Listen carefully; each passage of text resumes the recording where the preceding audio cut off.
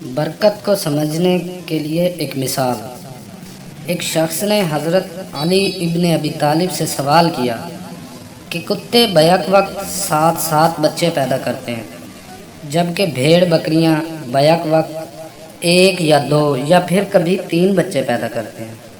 इसके बावजूद भेड़ बकरियों की तादाद हर जगह कुत्तों से ज़्यादा होती है। हालांकि हम आए रोज़ भेड़ बकरियों को ज़िबा भी करते हैं, कुर्बानी करते हैं, फिर भी वो हमेशा कुत्तों से ज़्यादा होती हैं। हज़रत अली ने फरमाया, यही चीज़ बरकत है। उस शख्स ने कहा, बरकत भेड़ बकरियों में ही क्यों है, कुत्तों में क्यों नहीं? फरमाया, भेड़ बकरियां रात के शुरू में सोती हैं और रहमत यानी फजर के वक्त जागती हैं तो बरकत को पा लेती हैं, मगर कुत्ते सारी रात भौंककर फजर के करीब सो जाते हैं और रहमत और बरकत से महरूम हो जाते हैं। मैं तुम्हें नसीहत करता हूँ कि रात को जल्द सो जाओ, सुबह जल्दी उठो, यही रिज़्क और औलाद में बरकत का ज़रिया है।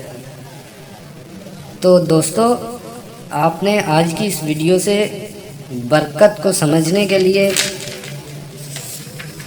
जो कुछ भी सीखा है, इसको अपने दोस्तों तक, अपने अहबाब तक फैलाएं ताकि ये सदका जारिया बन सके।